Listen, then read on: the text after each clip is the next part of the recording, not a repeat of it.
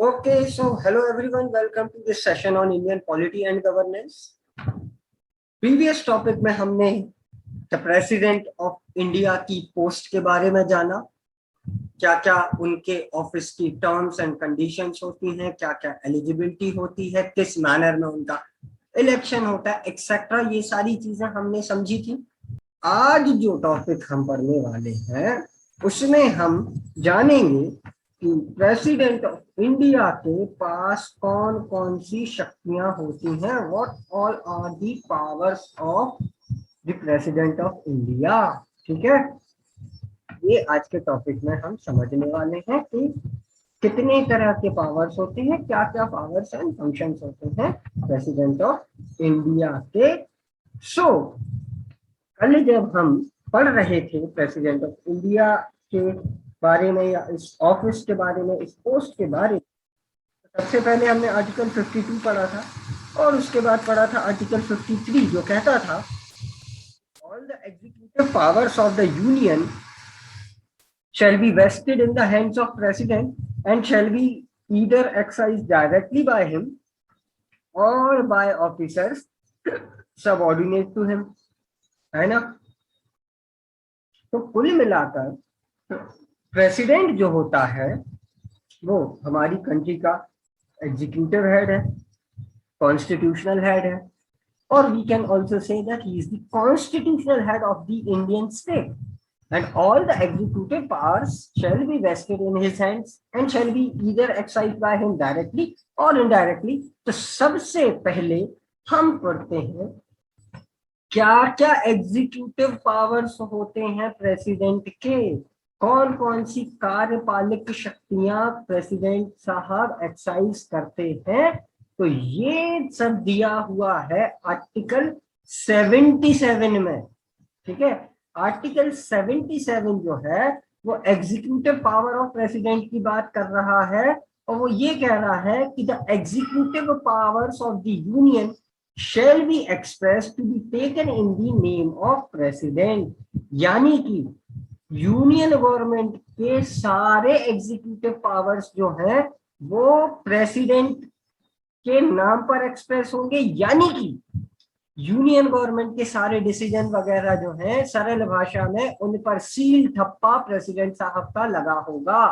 ठीक है, ये एक सबसे इंपॉर्टेंट बात कह रहा है कि जो कुछ भी होगा वो इनके सील और सिग्नेचर के साथ होगा। यूनियन गवर्नमेंट के सारे एग्जीक्यूटिव एक्शंस जो हैं वो प्रेसिडेंट के नाम पर लिए जाएंगे, जो भी होंगे। ठीक है, आर्टिकल 77 का क्लॉज 1 ये बात कह रहा है।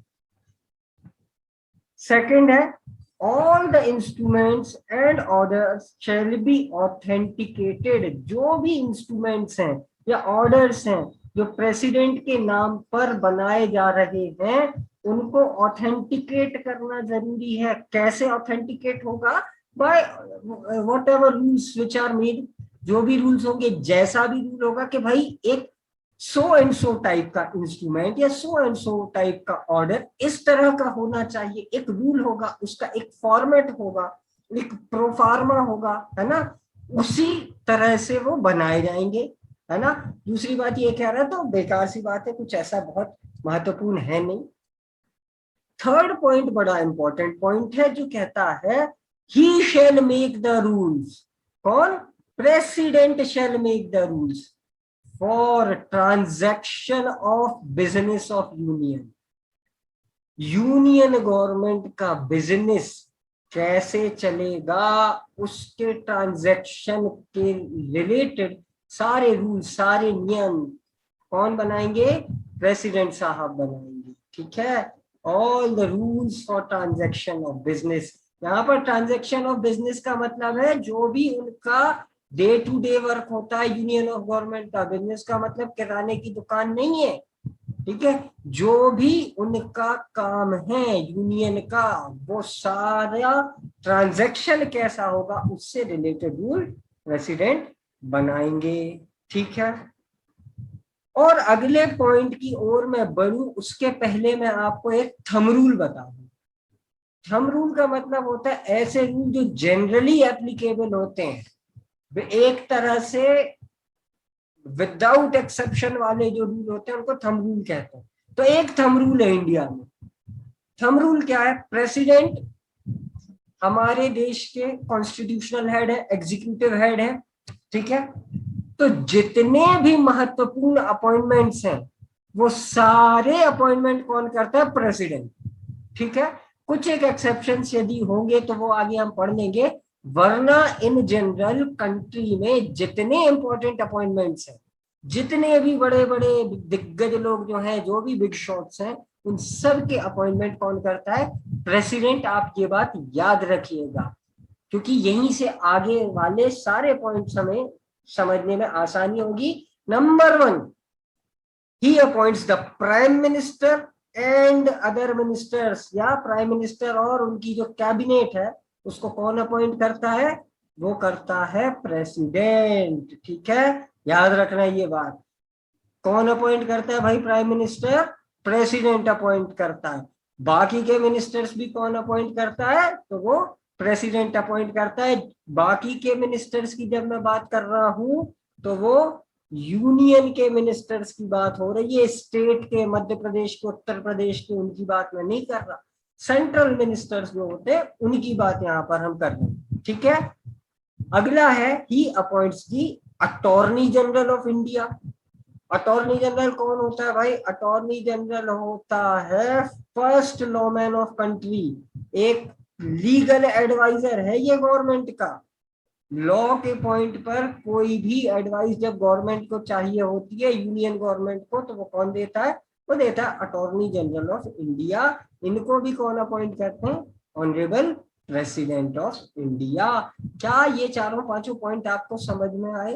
यदि ये पॉइंट्स आपको समझ में आ गए हो तो फिर हम आगे बढ़ते हैं। तो आगे बढ़ते हैं अगले पॉइंट की तरफ।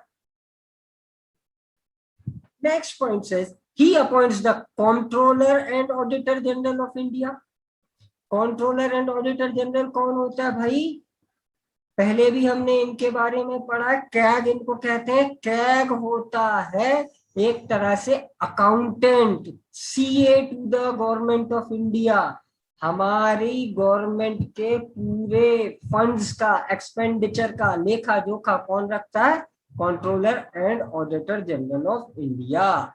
कितना पैसा आया, कितना पैसा कहाँ खर्च हुआ, ये सारा हिसाब किताब कौन रखेगा? Controller and auditor general of India. इनको कौन अपॉइंट करता है? President. Next, chief election commissioner and other election commissioners, ठीक है। मुख्य चुनाव आयुक्त और अन्य चुनाव आयुक्त, ये सारे कौन लोग हैं? इलेक्शन कमीशन क्या करती है? इलेक्शन कमीशन हमारी कंट्री में फ्री एंड फेयर इलेक्शन कराने के लिए रिस्पॉन्सिबल होती है। हम एक डेमोक्रेटिक कंट्री है ना, चुनाव उनाव का हमारे यहाँ पर बड़ा महत्व है।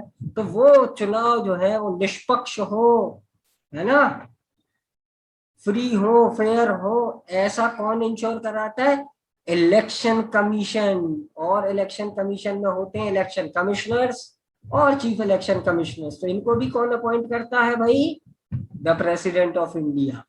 Further, the chairman and other members of UPSC, union public service commission, ठीक है। यूपीएससी आप जानते हो एक बॉडी है जिसका प्राइमरी टास्क क्या है? एग्जाम वगैरह कंडक्ट कराना, है ना। ब्यूरोक्रेट्स वगैरह को वो अपॉइंट करता है। किसके सबऑर्डिनेशन में ये काम करता है? DOPT, department of personal training, है ना। तो UPSC, union public service commission के चेयरमैन और मेंबर्स को भी कौन अपॉइंट करता है? Honourable president. Next, the governors of state, ठीक है। राज्यों के जो राज्यपाल होते हैं, गवर्नर कौन होता है भाई? Governor is the constitutional head of a state या executive head of the state. जिस तरह की पोजीशन यूनियन में प्रेसिडेंट की है उससे मिलती जुलती, ध्यान रखिएगा, मिलती जुलती, नॉट एग्जैक्टली सेम, ठीक है। सिमिलर कह सकते हो, सेम नहीं, मिलती जुलती पोजीशन है लेकिन काफी कुछ अंतर है, ठीक है। तो गवर्नर ऑफ स्टेट्स को भी कौन अपॉइंट करता है? President. And finally, chairman and members of the finance commission. Finance commission क्या होती है? फाइनेंस कमीशन एक कमीशन है जो ये सारी चीजें डिसाइड करती है कि भाई कितना अलोकेशन ऑफ बजट होगा, सेंट्रल कितना पैसा अपने पास रखेगी, कितना स्टेट को देगी, किस स्टेट को कितना देगी, किसकी जरूरत क्या है, एक्सेट्रा एक्सेट्रा। ये सारी चीजों को कौन देखता है? Finance commission. बेसिकली हमारी कंट्री का फाइनेंस जो है वो किस तरह से मैनेज होगा, वो सारी बातें फाइनेंस कमीशन करती है। तो उसके चेयरमैन और मेंबर्स को भी कौन अपॉइंट करता है? प्रेसिडेंट। तो क्या क्या हमने पढ़ लिया? Prime minister and his council of minister, उसके अलावा attorney general, then CAG that is controller and auditor general, then chief election commissioner and election commissioner, then member and chairman of UPSC, then governor of states, then chairman and members of finance commission। और ये सारे appointment का power जो है ये क्या है? President of India का एग्जीक्यूटिव पावर, राष्ट्रपति की कार्यपालक शक्तियां हैं ये अपॉइंटमेंट्स वाली, नियुक्ति वाली। ठीक है, आगे बढ़ते हैं और 7वां पॉइंट देखते हैं। He directly administers the union territories through administrators appointed by him। ठीक है, यूनियन टेरिटरीज हम जानते हैं, यूनियन टेरिटरीज कुछ ऐसी टेरिटरीज होती हैं जिनके लिए स्टेटहुड नहीं मिला है ना। यूनियन टेरिटरी के केस में हम एक फेडरल कंट्री जैसे वर्क नहीं करते, हम एक यूनिटरी कंट्री के जैसे वर्क करते हैं, जहां पर सारे के सारे पावर किसके पास कॉन्सेंट्रेटेड होते हैं? यूनियन गवर्नमेंट या सेंट्रल गवर्नमेंट के पास। तो union territory is the word जिस पे ध्यान देना है, यूनियन पे। तो कौन इन टेरिटरीज को गवर्न करता है, एडमिनिस्टर करता है? Union government. यूनियन गवर्नमेंट का हेड कौन है? प्रेसिडेंट। तो कुल मिलाकर यूनियन टेरिटरीज को कौन एडमिनिस्टर कर रहा है? प्रेसिडेंट। अब प्रेसिडेंट कैसे एडमिनिस्टर कर रहा है? तो वो एक व्यक्ति को अपॉइंट कर देते हैं जिसको कहते हैं क्या? एडमिनिस्ट्रेटर। ठीक है, एडमिनिस्ट्रेटर कहते हैं। यूनियन टेरिटरीज में एडमिनिस्ट्रेटर होता है, और 2 यूनियन टेरिटरीज ऐसी हैं जहां पर एडमिनिस्ट्रेटर को हम एक दूसरे नाम से जानते हैं, एलजी। टीवी वाला एलजी नहीं, इस एलजी का फुल फॉर्म है लेफ्टिनेंट गवर्नर, उपराज्यपाल। कहां कहां पर होता है एलजी? दिल्ली और पुडुचेरी। क्यों यहाँ पर एलजी होता है? क्योंकि ये 2 यूनियन टेरिटरीज ऐसी हैं जिनमें विधानसभा भी है। ठीक है, दिल्ली में और पुडुचेरी में विधानसभा वगैरह के इलेक्शन होते। आपको याद आ रहा होगा जब हम प्रेसिडेंट का इलेक्शन पढ़ रहे थे तो उसमें ये लिखा था कि स्टेट के लेजिस्लेटर्स जो हैं वो वोट करते हैं प्रेसिडेंट के इलेक्शन में, और वहां पर स्टेट में दिल्ली और पुडुचेरी भी इंक्लूसिव था। तो ये ही वो 2 यूनियन टेरिटरीज हैं जहां पर एलजी होता है, लेफ्टिनेंट गवर्नर, उपराज्यपाल, या फिर जिसको हम लेफ्टिनेंट गवर्नर भी कहते हैं। ठीक है, एक ही बात है। तो इन 2 टेरिटरीज में एडमिनिस्ट्रेटर को हम किस नाम से जानते हैं? एलजी के नाम से। तो ठीक है, डायरेक्टली एडमिनिस्टर करते हैं यूनियन टेरिटरीज को कौन? Honourable president. All right. और लास्ट जो पॉइंट है इसको आप उनका डिप्लोमेटिक पावर भी मान सकते हो या एग्जीक्यूटिव पावर भी मान सकते हो, जो भी मानना हो। मैं इसको एग्जीक्यूटिव पावर ही कहता हूं। इंटरनेशनल ट्रीटीज एंड एग्रीमेंट्स, जितने भी इंटरनेशनल ट्रीटीज हैं, संधियां हैं और समझौते हैं, है ना, करार वगैरह जो है, वो सब किसके बिहाफ पर नेगोशिएट होते हैं? प्रेसिडेंट के बिहाफ पर। यानी कि मान लो हमारा कोई एग्रीमेंट हो रहा है किससे? बांग्लादेश से, तो उस पर कौन के सिग्नेचर होंगे भाई? प्रेसिडेंट की। कोई ट्रीटी हो रही है, कोई एग्रीमेंट हो रहा है, कोई चीज खरीद रहे हैं, बेच रहे हैं, राफेल खरीदा हमने फ्रांस से, किसके सिग्नेचर होंगे उस पर? President of India.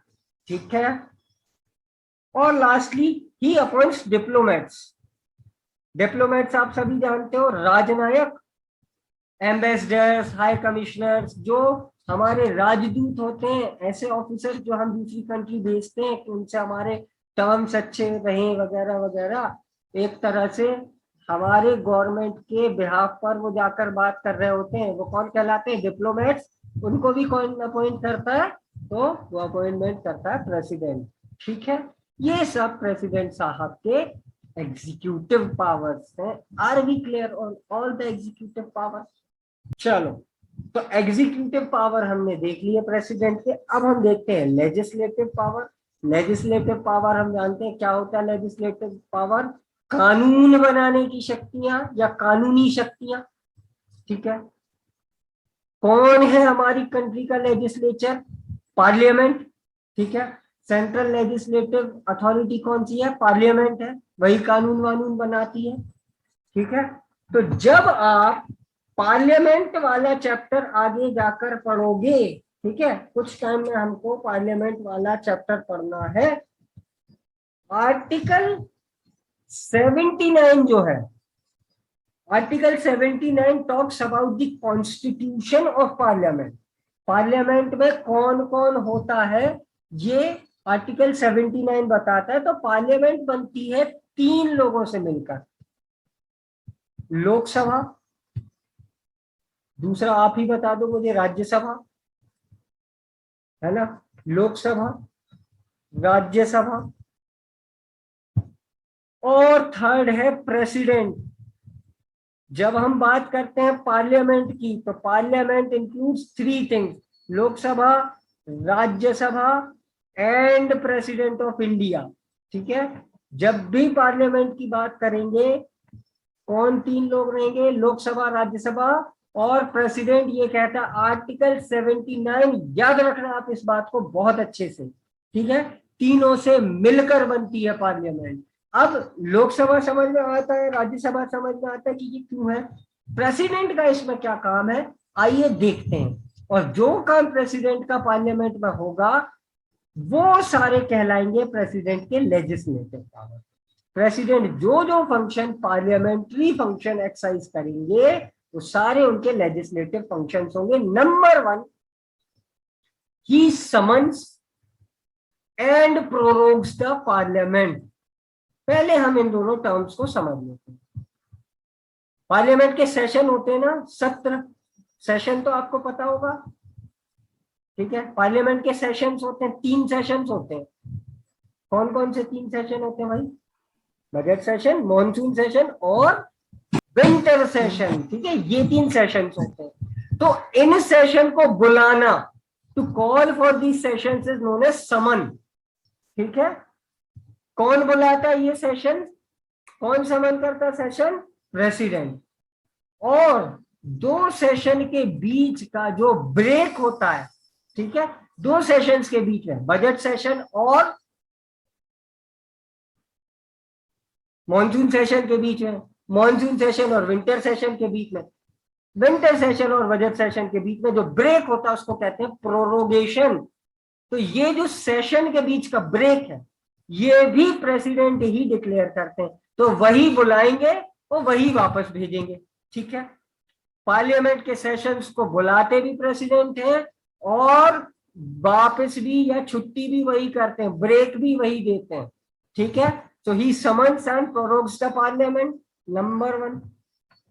Number 2, he dissolve the Lok Sabha. क्या होता है डिसॉल्वेशन ऑफ लोकसभा? कुछ नहीं है, लोकसभा भंग कर देना। क्या होता है लोकसभा भंग कर देना? हर 5 साल में इलेक्शन होते हैं ना लोकसभा के। ठीक है, तो इलेक्शन के पहले पुरानी लोकसभा को खत्म कर दिया जाता है। हर इलेक्शन के पहले पुरानी लोकसभा को खत्म कर दिया जाता है, डिसॉल्व कर दिया जाता है, उसके बाद ही इलेक्शन होते हैं। तो पहले लोकसभा डिसॉल्व होगी, उसके बाद ही लोकसभा के लिए इलेक्शंस होंगे। ठीक है, तो कौन डिसॉल्व करता है भैया लोकसभा को? President of India. ये हर 5 साल में तो होता ही होता है, कई बार बीच में भी हो जाता है। बीच में कैसे हो जाता है डिसॉल्विंग ऑफ लोकसभा?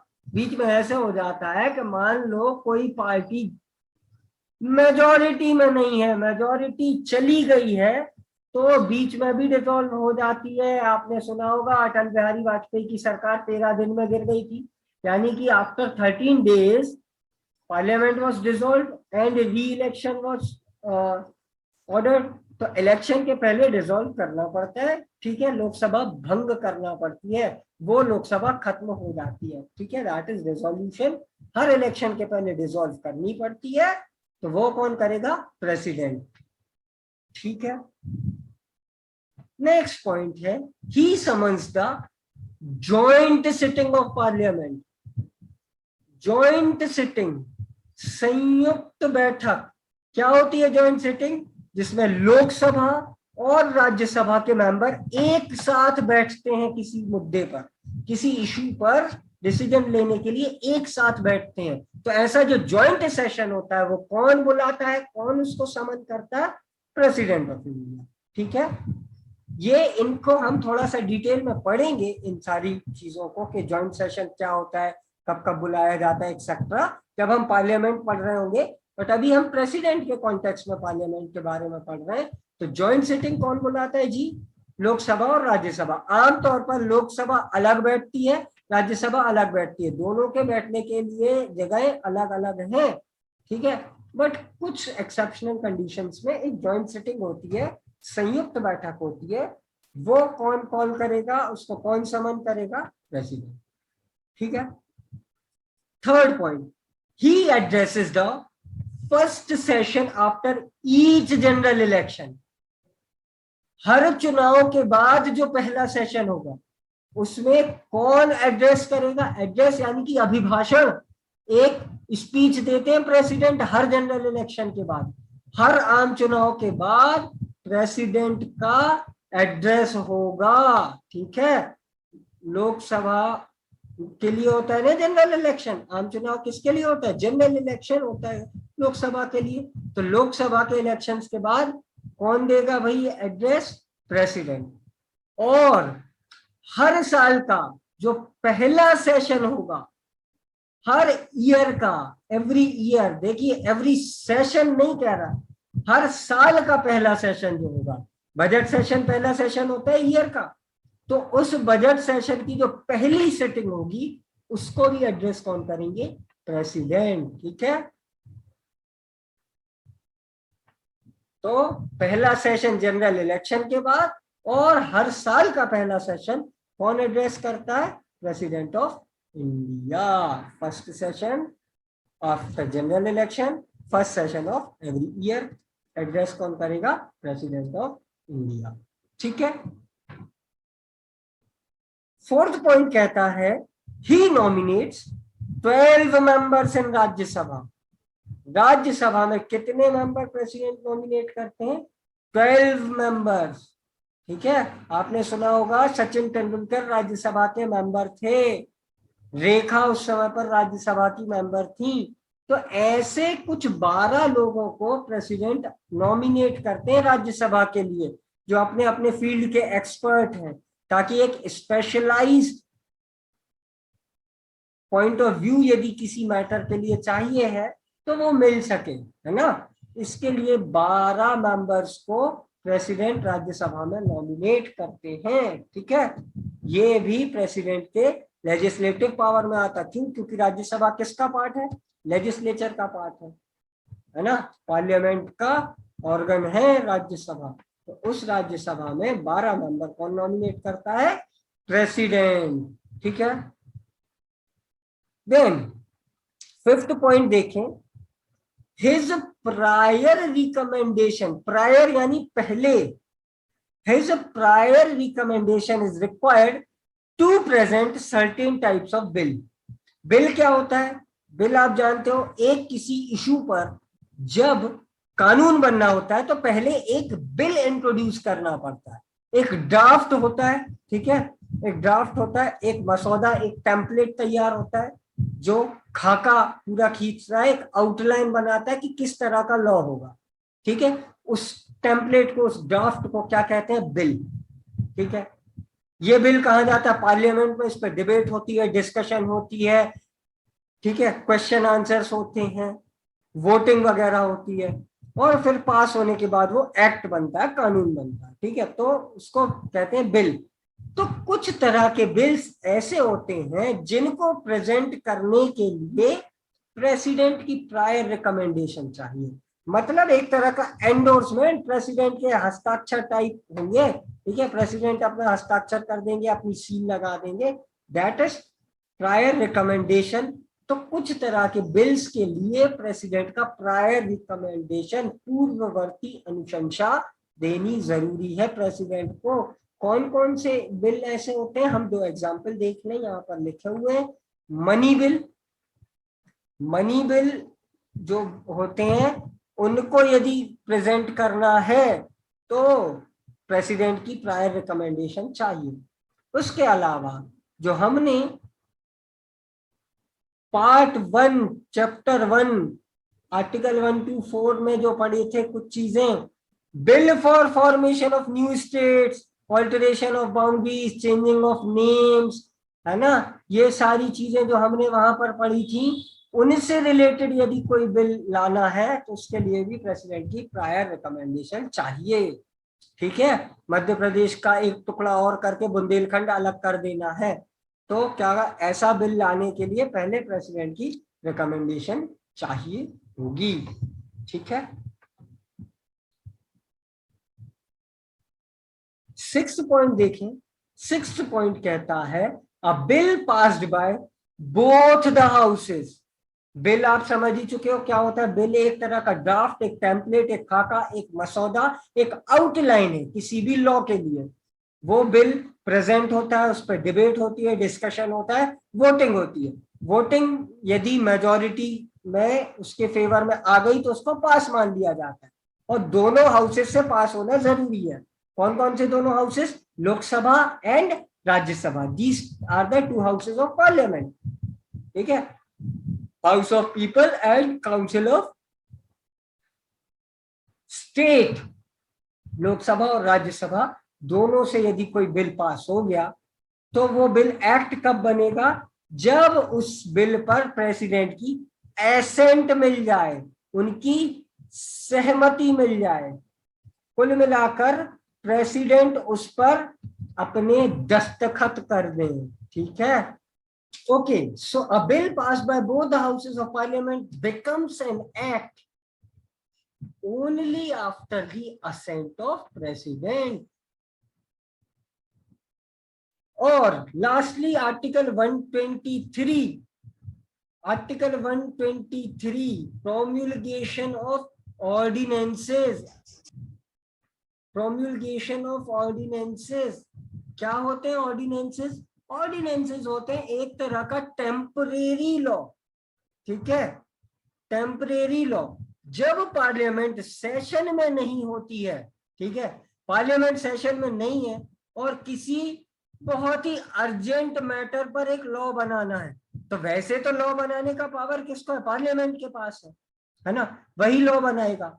बट ऐसी कंडीशन में जब पार्लियामेंट सेशन में नहीं है और एक इमीडिएट एक्शन रिक्वायर्ड है, एक अर्जेंट डिसीजन लेना है, अर्जेंटली एक लॉ बनाना है, तो ऐसे अर्जेंट बेसिस पर एक टेम्परेरी लॉ बनाया जा सकता है। वो टेम्परेरी लॉ कौन प्रोम्युलगेट करेगा? वो करेंगे प्रेसिडेंट। ठीक है, आर्टिकल 123 प्रोवाइड्स फॉर ऑर्डिनेंसेस। ठीक है, ऑर्डिनेंसेस को हम थोड़ा सा डिटेल में और आगे जाकर पढ़ेंगे कि ऑर्डिनेंसेस एग्जैक्टली क्या होते हैं। तो ऑर्डिनेंस मेकिंग पावर किसके पास है? प्रेसिडेंट के पास है। ऑर्डिनेंस क्या है? टेम्परेरी लॉ मान लो आप, फॉर अ टाइम बीइंग वो फोर्स में रहते हैं। ठीक है, क्यों? क्योंकि परमानेंट लॉज तो कौन से होते हैं? ये जो 6th पॉइंट में लिखा हुआ है कि पहले पार्लियामेंट के दोनों हाउसेस जो है उनको क्या करेंगे? उनको पास करेंगे, उसके बाद प्रेसिडेंट उस पर असेंट देंगे, तब वो एक परमानेंट लॉ बनता है। लेकिन ये सब कब हो सकता है? जब पार्लियामेंट सेशन में हो। तो पार्लियामेंट जब सेशन में ना हो तब टेम्परेरी बेसिस पर अर्जेंट रिक्वायरमेंट को फुलफिल करने के लिए ऑर्डिनेंसेस आ जाते हैं। ठीक है, ये 7 पॉइंट्स जो थे प्रेसिडेंट के लेजिस्लेटिव पावर्स, क्या ये सभी पॉइंट्स आपको समझ में आए?